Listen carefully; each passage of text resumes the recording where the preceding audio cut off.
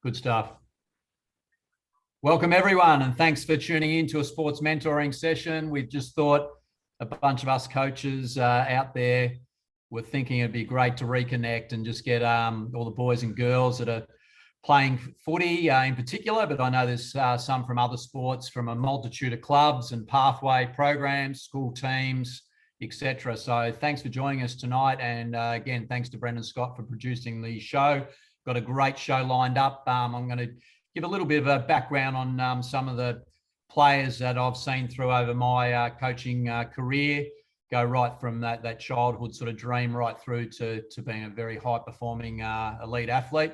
And we're also going to meet Heath Black, who's NAB, head of wellbeing of the Oakley Chargers, will be coming on for a segment, followed by our resident champ, Stevie Lester, with his strength and conditioning. So get ready for that. Make sure you got your props and ready for a bit of a workout.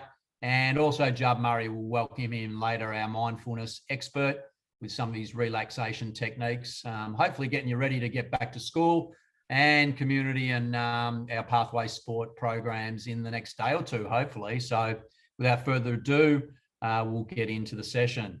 So I just thought of 10 key things, and I've been coaching, you wouldn't believe it, nearly 40 years I've been coaching. So a lot of different sports, being a phys ed teacher, but obviously a big focus on AFL and football, and seen a lot of players go through, and even boys and girls that I coach now that come from all different backgrounds and all different stages of development. So it's really interesting, but there's some real common threads. These 10 things I think have been really key.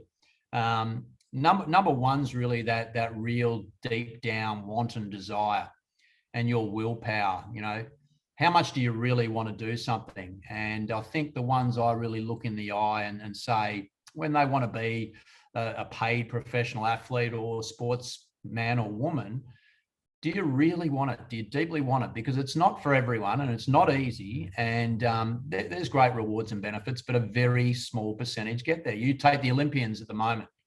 One of the greatest things, you know, that Kate Ledecky hadn't been beaten for whatever it was, 2 or 3 Olympics, and Ariane, that effort today, the amount of training and the hard times and the tough coaching she would have had. It was just unbelievable. If you haven't seen the reaction of Dean Boxall, the coach, make sure you watch it on YouTube or on the news tonight.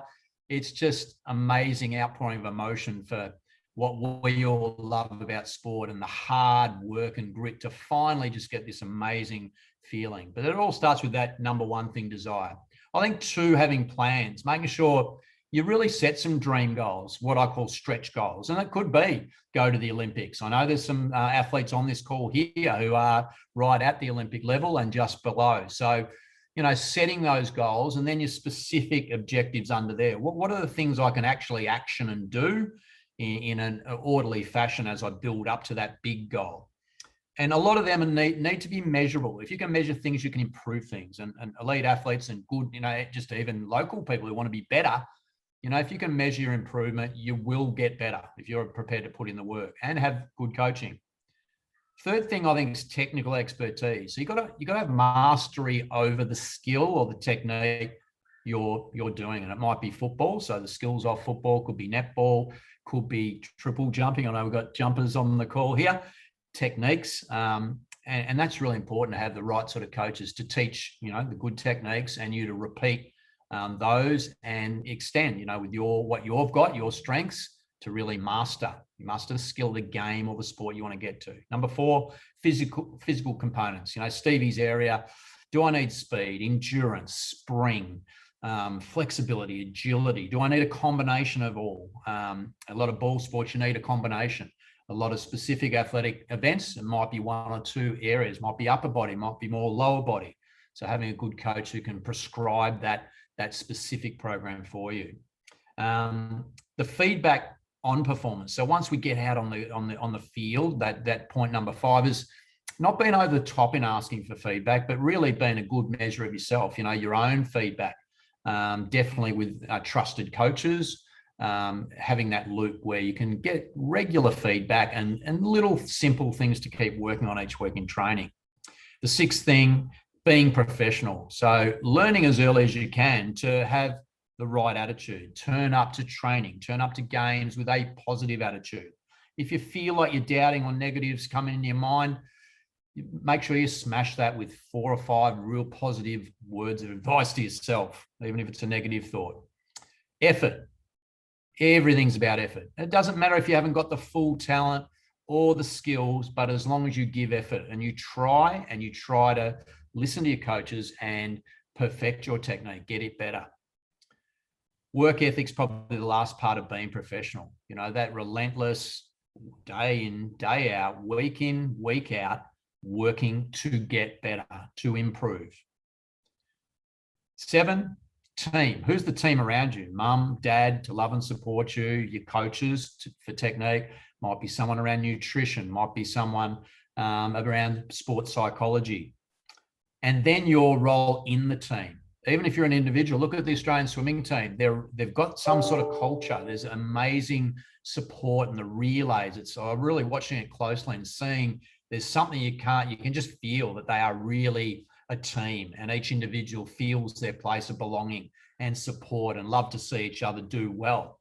And even if they swim in a heat and then don't swim in the final when they get a medal, they all feel very much part of that team. It's quite amazing to watch.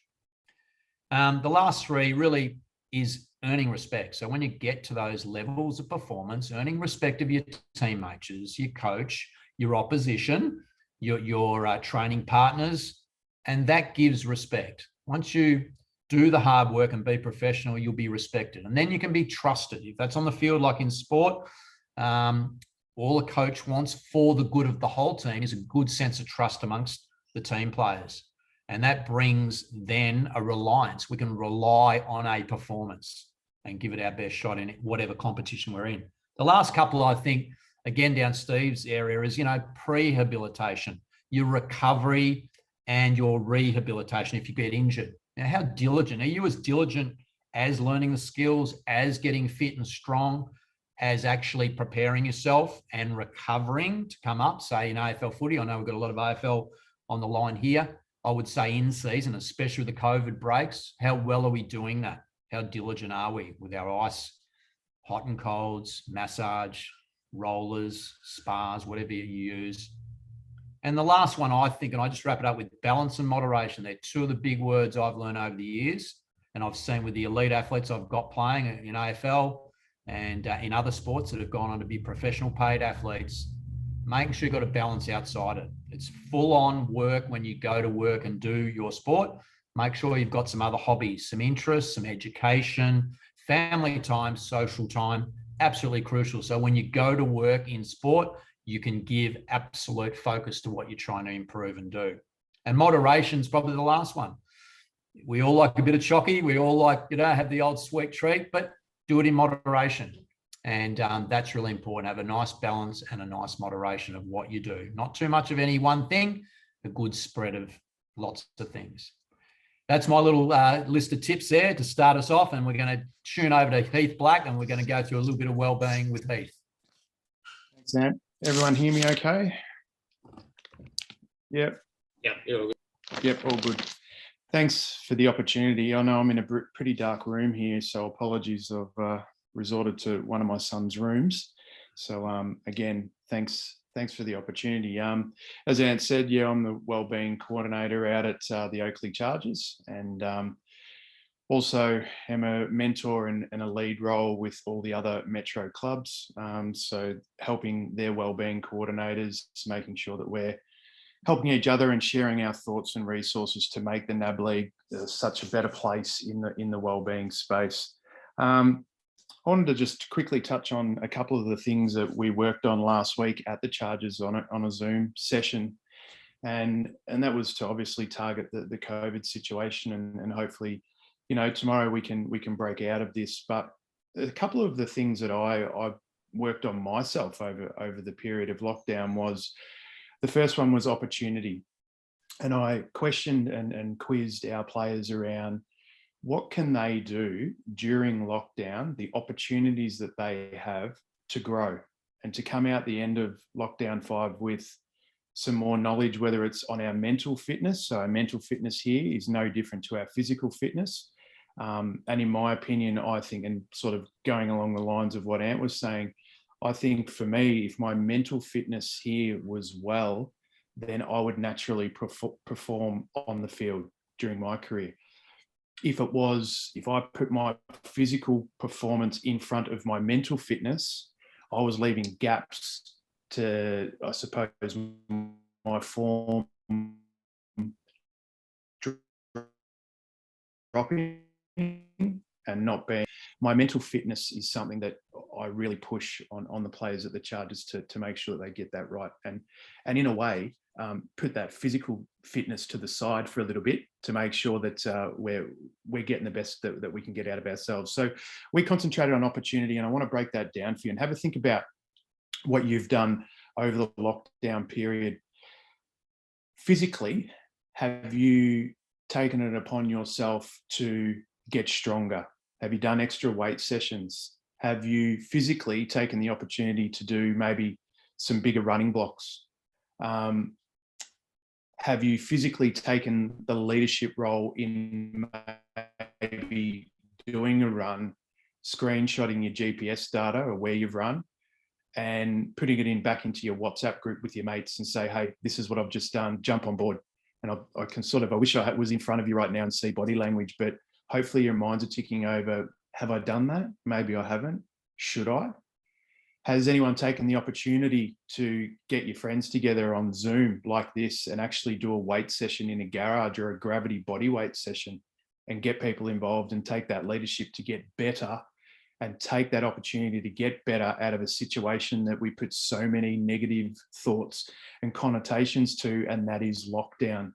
For me, lockdown is the opportunity to simplify things, to put the handbrake on life, and actually in my sort of role as a stay-home dad, simplify the whole situation at home. And I take that as a real positive. And when I come out of lockdown, I somewhat feel refreshed and ready to jump back in the fast lane, because that's what life is these days, is that fast lane. The second thing that we worked on was gratitude. It's a big word, and we all know we've worked on it. So at the Chargers, we're doing a gratitude journal for the next week. And it's just really taking, for me, one word, one thing in the morning. So to give you an example, on Friday, my one word was, I was grateful for my legs. And you might think, are you legs? What do you mean? But when you think about it, if you listed 5 things, or think about not having legs, how would that impact your day and life? Considerably, obviously. So I was on a run, and to keep me focused, I'm training for a half marathon. And that's really hard at my age, and my body's pretty banged up, and it gets sore and I do get challenged. But I was getting towards that 11K mark, and I thought to myself, my gratitude word is legs. It gives me the ability to run, and then that gives me the ability to feel good mentally. It gives me the ability to be out in nature, all those sorts of things. And when I wrote them down, it made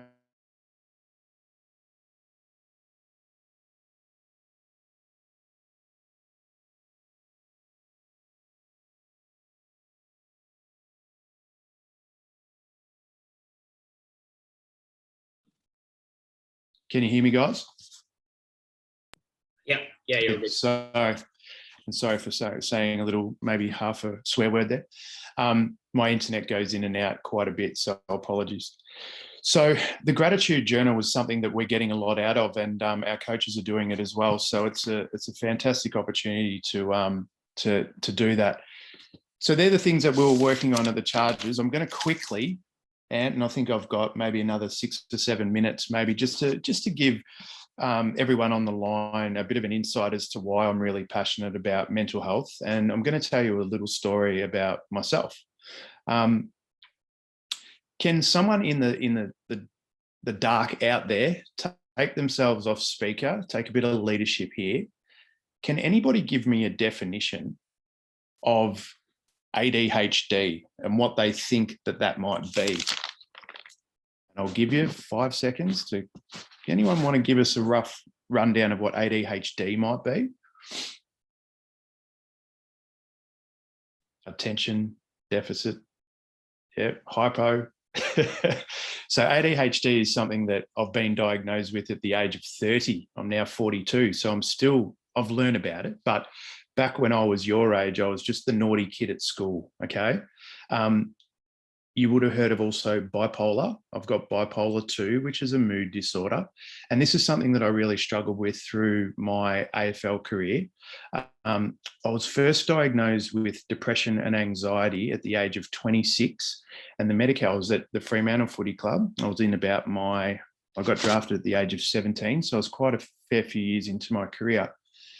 And the way that I got diagnosed at that point in time was I went on a Beyond Blue website, and I was feeling down and I wasn't myself. And I was withdrawing from my friends. My appetite had changed. I wasn't eating or had the need to even drink, hydrate. I was not wanting to do the things that I loved, and that was football. I didn't want to go to the footy club. As I said, I wanted to detach and just really be on my own in my room in the dark with the curtains closed. And that's not probably such a good place for an elite athlete to be in. But I did get online and tick a lot of boxes on the Beyond Blue website in relation to depression. So I went to my club doctor and he diagnosed me with depression and anxiety. And we went on some medication, but unbeknownst to him or me, that medication that I was on was making my underlying conditions of ADHD and bipolar far, far worse. So I want to take you back to pre-performance anxiety. Now, there's a lot of athletes on the line here that would be struggling with pre-performance anxiety, and some of the physical things that may happen to you before you compete would be you might sweat profusely, you might get a dry mouth, a little bit like me now. And don't worry, I've got mild anxiety right now talking to you. My palms are a little bit sweaty. My heart rate is elevated. I do have a bit of a dry mouth, but that mild anxiety in this environment is A-okay. But what you're going to hear, my pre-performance anxiety was overtaking my career and my life and actually making football extremely hard to play. So essentially 4 quarters of footy, I was playing 5 because the amount of physical and mental energy that I was exerting because of worry was making the game a hell of a lot harder. So I'm a high performer, a massive high achiever. I have a fear of failure and a fear of the unknown. So I don't like thinking about things too far in the future because it worries me. I have a fear of failure, so failing on the field. And that, a guy by the name of Robert Harvey, who's a dual Brownlow medalist, you ask him what was the number one driver for you to be as good as you are or were? Fear of failure. So it can be a positive, but for me, it was unfortunately a fairly big negative. And that high achiever, well, that's just usually something that elite sportsmen have, okay? And if I didn't achieve those highs, I'd naturally beat myself up here.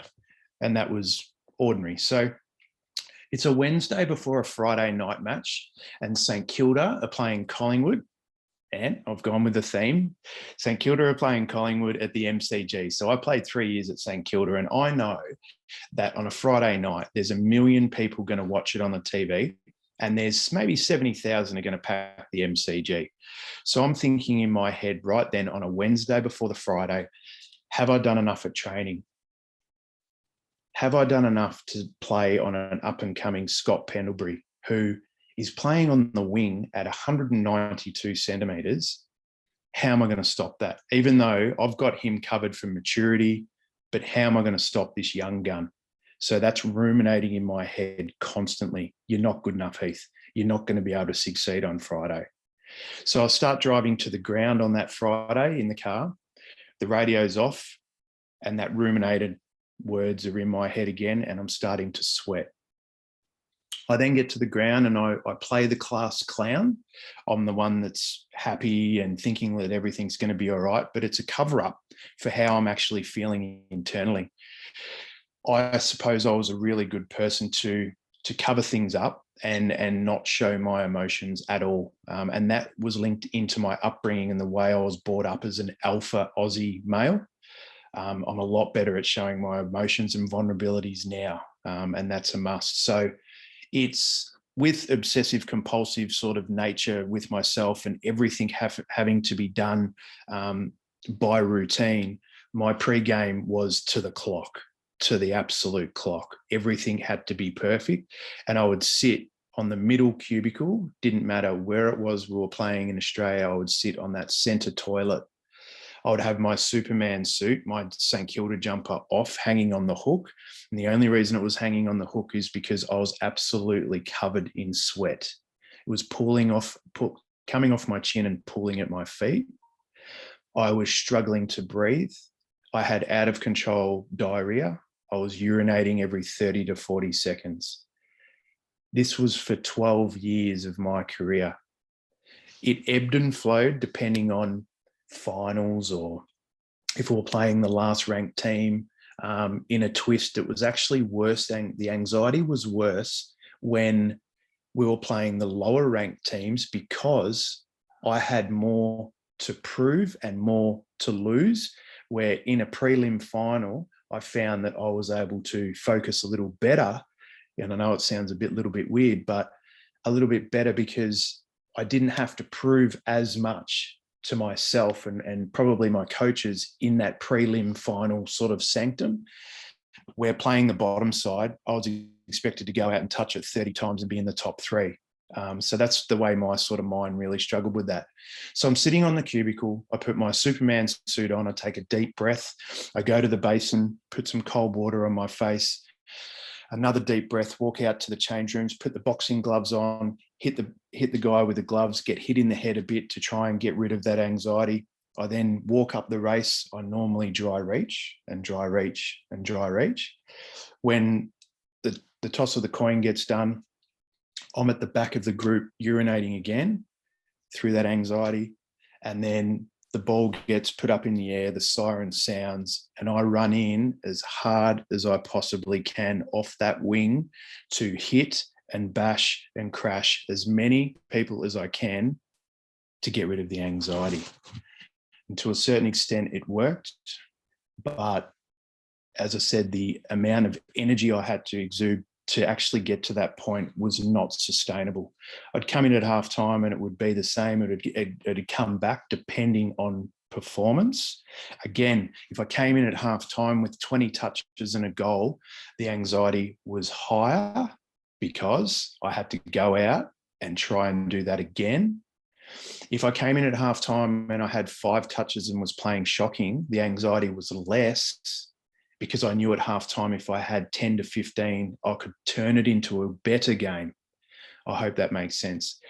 That routine lasted forever. And it wasn't until my 6th year in my career that, would you believe, I had 2 teammates that were on the left of me in their toilet and the right of me. And one was an absolute champion of a player, and the other was the toughest AFL player I'd ever played with. And I played with them, as I said, for 6 years, but I never asked them what was going on. They were doing exactly the same routine as me. But because we were meant to be these big, burly men with big muscles that run through brick walls, there was no way we were going to have the conversation until I asked a really important question, and that was, what's going on with us, boys? We're not normal in this routine. And it was a long wait. It was awkward. But when they told me that they were suffering from depression and anxiety, it just meant that I had 2 teammates that were the same as me. It was the biggest moment of relief ever. And I can recall pretty much crying, really. But what it did was it gelled the 3 of us to be a team within a team.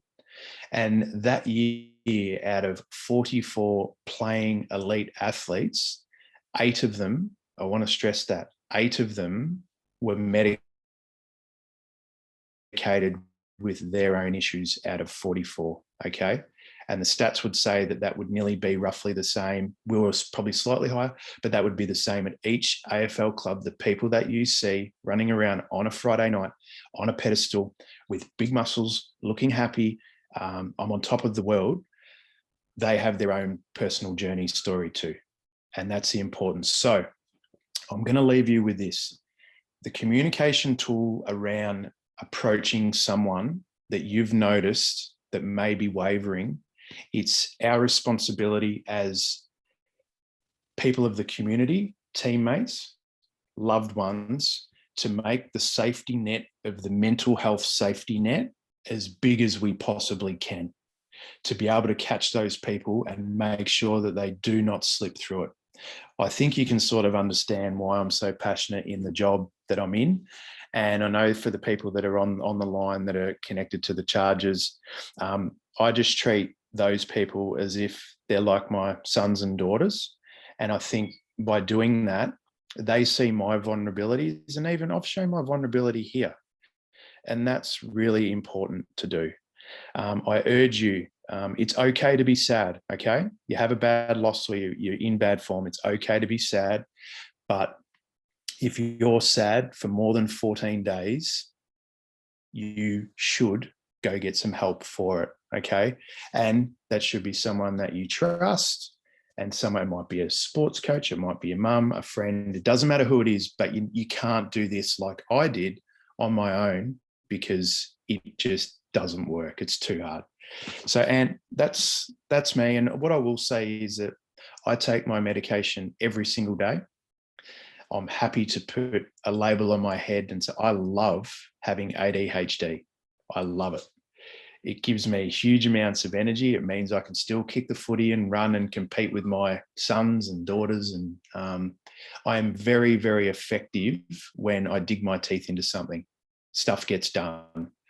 Bipolar is a little bit harder. The anxiety side is pretty tough, but I've educated myself. What I'm saying is, if you're sitting there with your own mental health condition, welcome to my team. You should be really proud about, once you educate yourself and know what makes you tick, you can be very, very successful and elite. So many elite people have ADHD and bipolar. Don't worry about that. So thanks for the opportunity. I hope you got a little bit out of it. I'm a resource for you if you need me. Just go through and we've reached out many times. So I hope you got a little bit out of it. Short, sharp and shiny, but thanks again. Awesome. Thanks so much, Heath. Fantastic. And guys, just terrific. And I've heard Heath speak, I reckon about 20 years ago, telling some of these stories. And it's just such an open honesty that comes with it. And the big thing these days, as he said, make sure you've got a great team of people that can help you, and don't be afraid to come out and say you need some help at the right time. So we're going to thank Heath, and he's going to move on for his kids. Thanks so much, Heath. And we're going to go with Stevie. Let's get us up and moving. Thanks, Heater, and thanks, Anne, as well. Welcome everyone on board. Hope you're all enjoying this session so far. So what you're going to need for the fitness segment, you're just going to need a towel, a chair or a bench, and then any ball of your choice, whether it's a footy, basketball, netball, whatever you like, and you need a cushion as well. So if you want to quickly grab them things now, if you don't have them. So what we're going to do, so Ant mentioned something really important at the start, is making sure we measure what we do, and it becomes really important with our physical preparation as well. So I'm going to show you how we're going to measure our workout, what we're going to do today. We're going to have a bit of a point system. So if you've got a pen and paper handy there, or if you're not using your phone, I want you to be able to record your scores. And then we're going to add, we've got 3 components of our fitness today. We've got a plyometrics section, we've got a strength, and we've got a core as well. So we'll go into a quick warm up first, and then I'll show you how the exercises and scoring system is going to work. So just on your feet, I just want you to start with some leg swings just to open up through your hips. So just start small and then gradually build your range with each kick. So you can hold on to a wall or a chair for a bit of support, and then just gradually build up your range with your kicks. So we're just going to spend about 20 seconds on this side. They're gradually building up. And then we're going to go across the body. Same thing, just start small and then gradually build your range with each kick.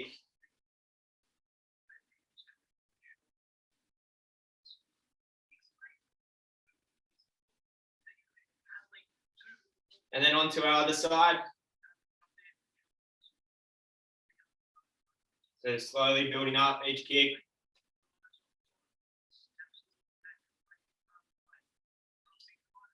Turn to the side.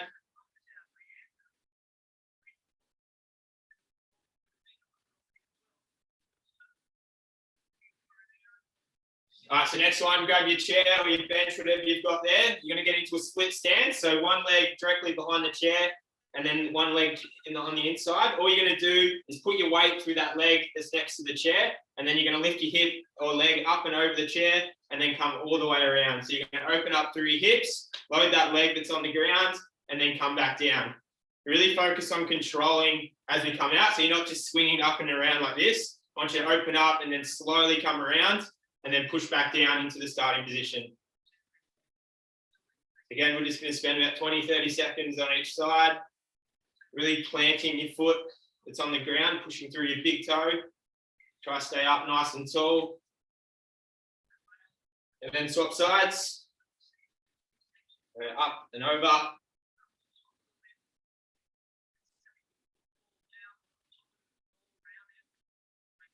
Try to focus on keeping your eyes and head still as well, so we keep our balance.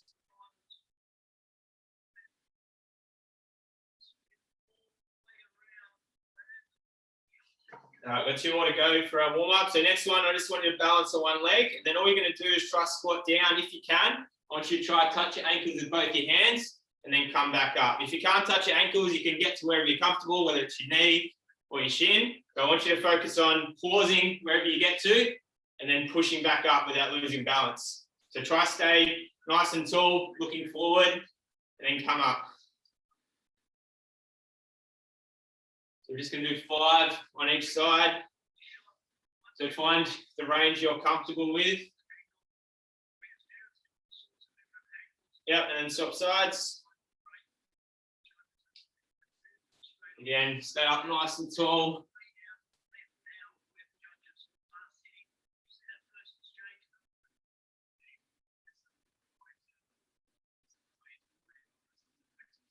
All right, last one, you're just going to get into a push-up position. So your hands stacked on your shoulders. And then all you're going to do is just rotate one arm up and then coming back down. So again, just nice controlled. Your eyes follow your hand around.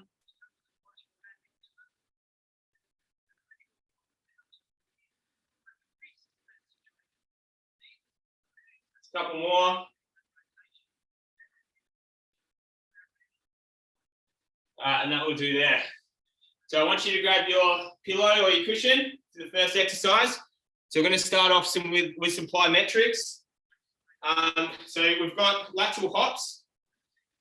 So we're going to have to spend 15 seconds, so really short work period, but it's going to be fairly high intensity with our plyometrics. All you're going to do is start on the side of the pillow and then jump to the other side.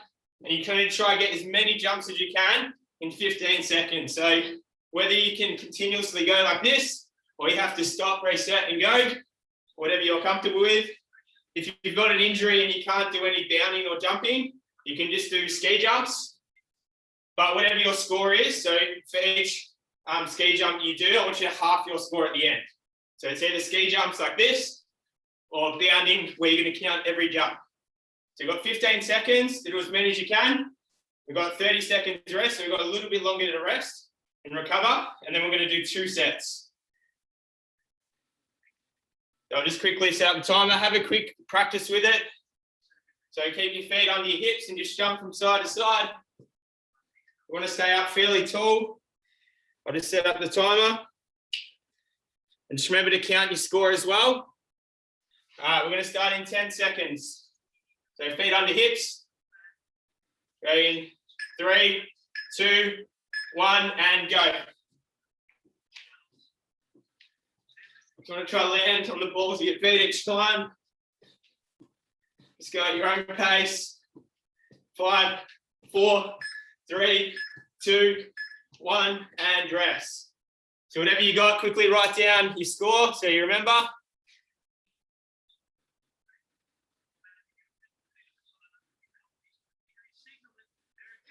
So we've got a bit of longer rest period with our plyometrics and our power work.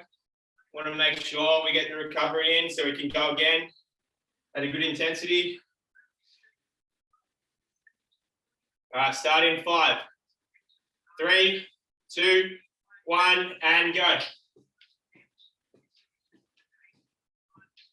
Try not to touch your pillow. Make sure you get either side.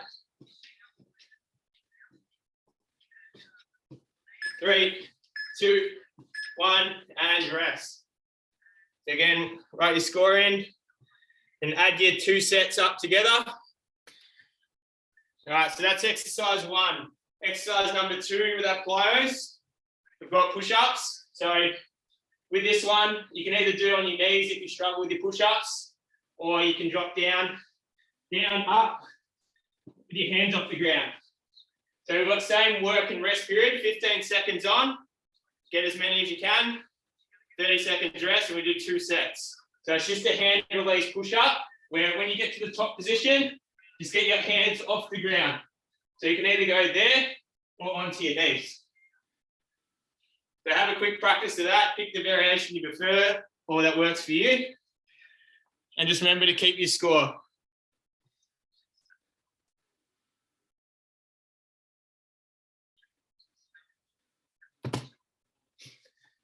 All right, get in position, start in 10 seconds. So completely get your hands off the ground. 2, 1, and go.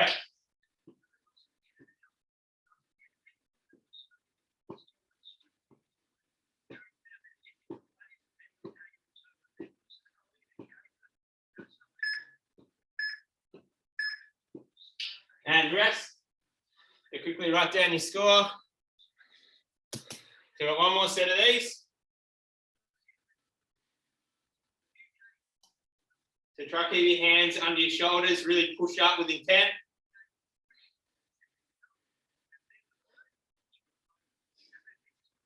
Ten seconds.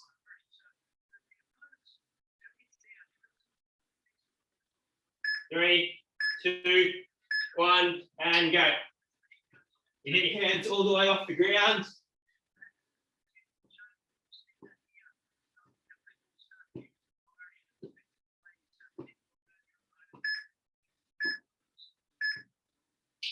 And rest. So add up all your scores together now. So all them 4 exercises, I want you to add up all your scores. So you should have 1 score there. So now we're going to go into our strength. So with our strength, all you're going to need is a towel. Just make sure you can see. So the main thing with our towel, I want you to roll it up in your hands like this to make the towel as tight as you can. So roll it up in your hands. Make sure you've got a decent sized towel, long towel as well. And you want to hold the towel outside your shoulder width. So just outside where your shoulders are, that's where you're going to be holding it. The main cues of the towel is you have to make the towel as tight as possible. So you're not allowed to let the towel bend like this. So you've got to push your hands out and think about ripping the towel apart. So all you've got to do, start the towel on your thighs and you've got to lift it up above your shoulders. So you're going to do as many reps as you can in 35 seconds. And 30 seconds, and you've got 30 seconds rest and 2 sets. So you might think it might feel easy and you can just go up and down, but you'll find you'll have to slow yourself down to keep that towel really tight. So you won't be able to just go up and down like this because the towel will end up bending. You have to push out all the way to your thighs and then above your chest. So you're going to have to slow yourself down and keep that tension in the towel by constantly pushing your hands apart. So the towel might feel pretty light, but I guarantee if you do this properly, you'll feel your arms working pretty hard. And remember to count your reps as well. I'll just quickly set up the timer. So have a quick practice with that one.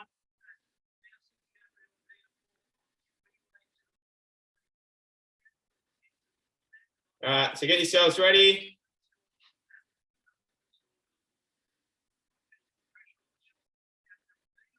Start in 10 seconds. The main thing with this one is try not to stop. 3, 2, 1, and go. So always touch your thigh, get above your shoulders, and don't let the towel bend. So you've got to slow down a little bit on the way down. Really keep pushing your hands out as you're moving up and down. So you should start to feel it through your shoulders. 10 seconds. Keep pushing your hands out. 5, 4, 3, 2, and 1. So quickly write down your score. Got one more set. So twist up your towel again if you need.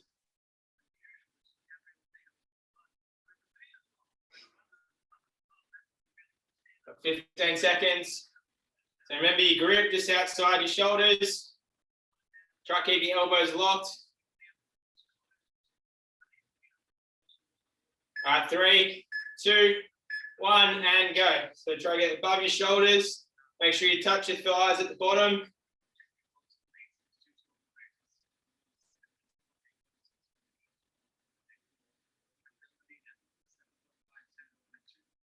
Halfway.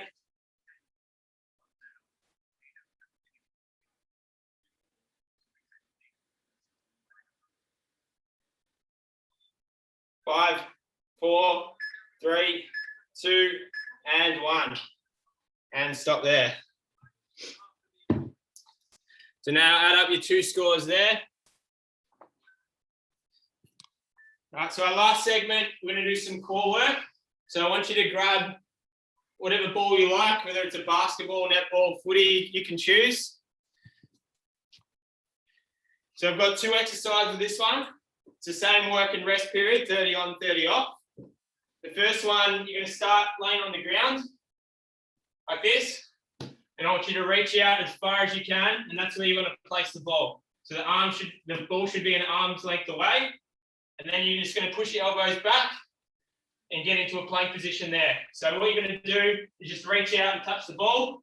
So you should have to fully extend all the way out. With this one, your left and right is 1 rep.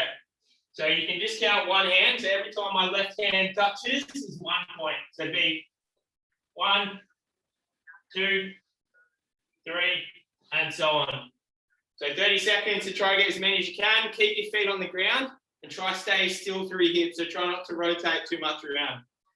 So just have a quick practice with that one, and I'll set the timer up.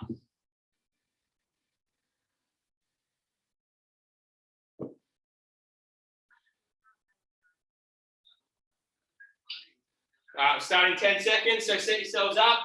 Should be a full arm's length away from the ball every time. Make sure you touch it. 3, 2, 1, and go. So count every second touch is 1. Try not to bring the ball closer either. Try to stay nice and still. Keep your feet on the ground. Got 10 seconds to go.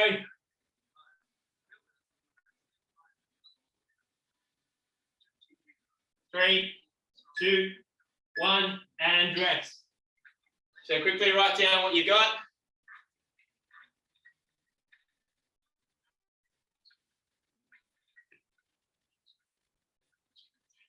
So one more set of these, 15 seconds to go. Make sure you set yourselves up again so your arm's length away. Starting 10.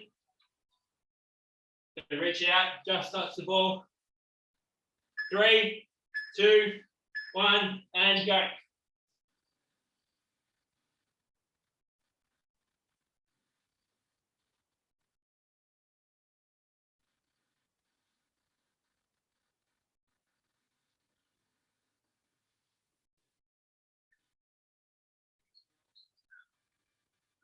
Ten seconds.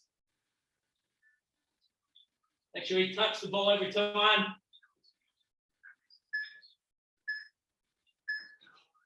And rest. All right, we've got one more exercise to go. This one's just going to be 1 set. So you're going to place the ball in between your feet, lay on your back.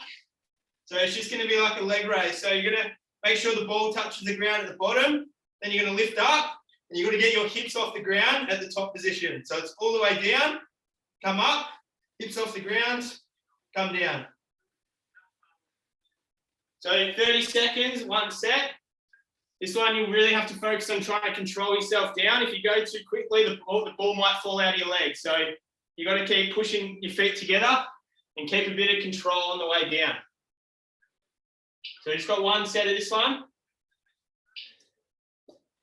So ball between your feet. Keep your lower back on the ground. Hands outside your hips. And go. So hips have got to get off the ground at the top. Touch the ball at the bottom.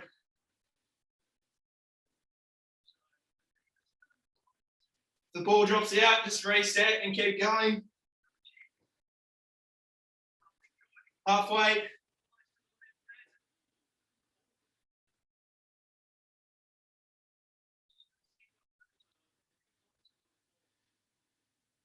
Three, two, one, and done. All right, so now I want you to work out, add all your scores together. And then once you've got one total score, I want you, if you're comfortable, I want you to post it into the group chat. If you're comfortable, it's up to you.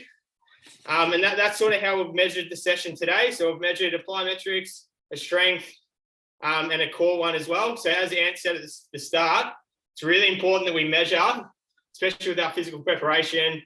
It's really important we measure this because, one, we can sort of identify deficiencies. We can identify where our strengths are.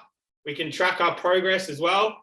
And with that comes more accountability, and it also gives us more motivation to keep going as well, especially when we're not in the footy environment at the moment. We need to find ways to keep each other accountable and keep ourselves motivated as well. So it's really important with our exercises and our training. We do the right things, we measure it, and then we keep progressing as well. So we're working towards something. So that's all from me, guys. Thanks for that, and I hope you enjoyed it. I think we're back over to Anne, and then I think, yep. Well done, Stevie. Yeah, fantastic. And just remember that anything you can measure, you can improve, you know, your own personal best. So keep, recording what you're doing. And as Steve said, it's quality over quantity. You know, these days, the quality of your exercise, you can really work out those muscles. And without further ado, Judd Murray's an expert, runs the Cognisize Foundation, an expert on physical therapy and health and mindfulness. And so welcome to Judd. Hopefully he's all set to go. Yep, you can hear me okay? All good. All good? Okay.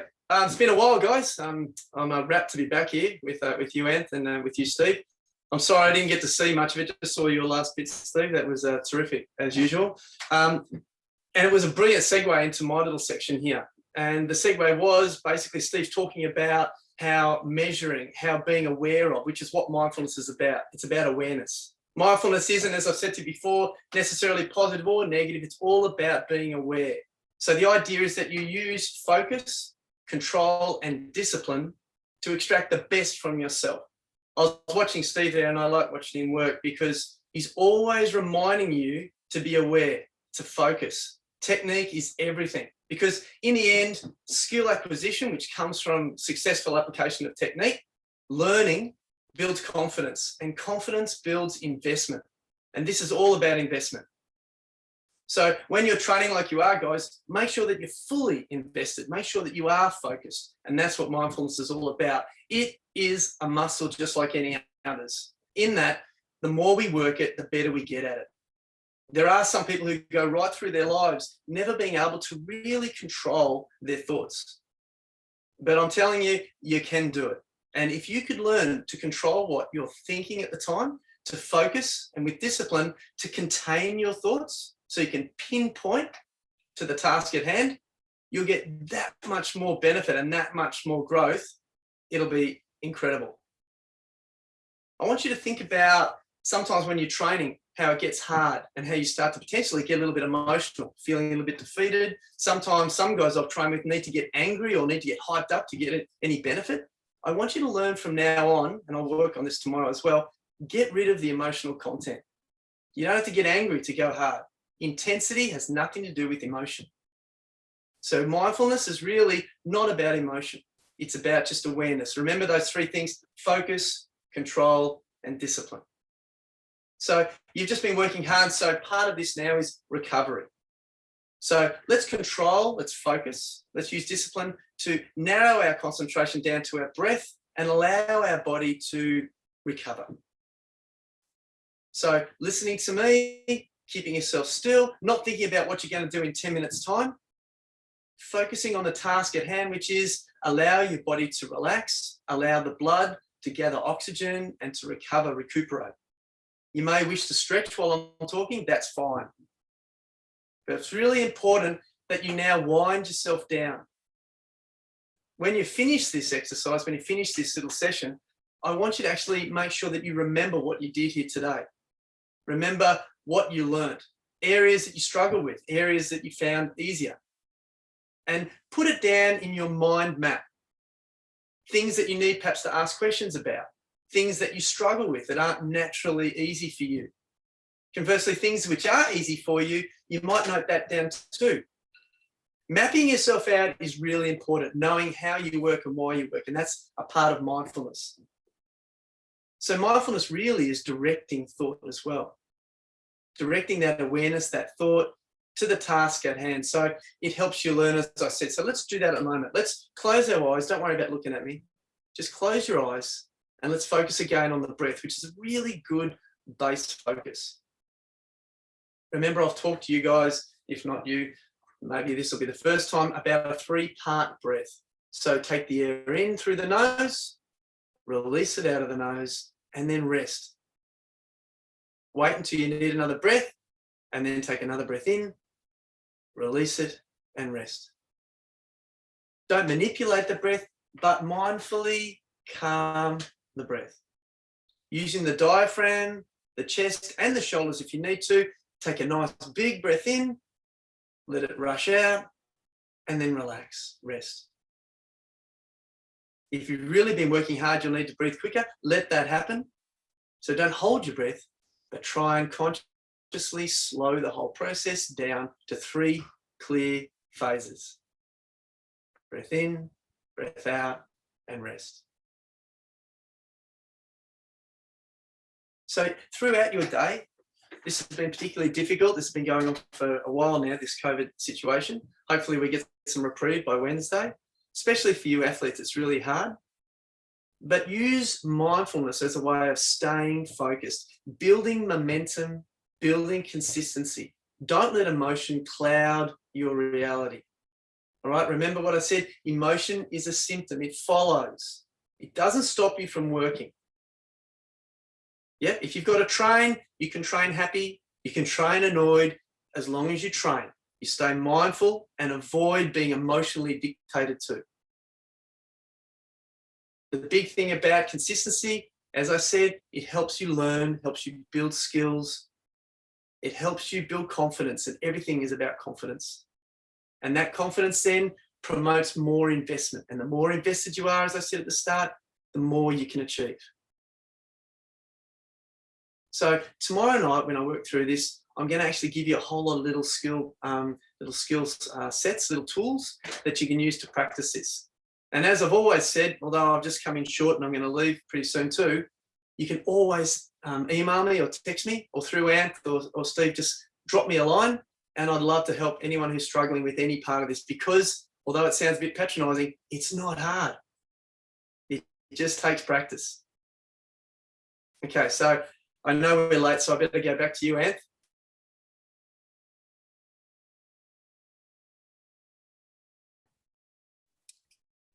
Thanks a lot, Judd. And as usual, yeah, it's great to have Judd on there, and that just his calming manner and voice. He deals with a lot of people in sport, done a lot in sports psychology with elite athletes, as well as disabled people and people in trauma and all sorts of mental illnesses that Heath described his own story to us today. It was fantastic. And in summary tonight and at the end there, Brendan's going to give us a little bit of back to school and back to sport sort of information he may have to wind up. But a lot of it just wraps up. And I love Judd's point there about investment. Like when you invest, you put your heart and soul and earnings and everything you've got into something. Like investment's a very strong word. And I think if we're trying to be our best selves and our best person, which will then convert into your best effort to achieve your dream goal, that's about getting all this basis, being very comfortable with you, who you are, what your purpose is, what you're about, what your values are, and practice them by writing them. Judd talks about tools, activities you can do, writing things down. I'm big on you empowering yourself to write things down.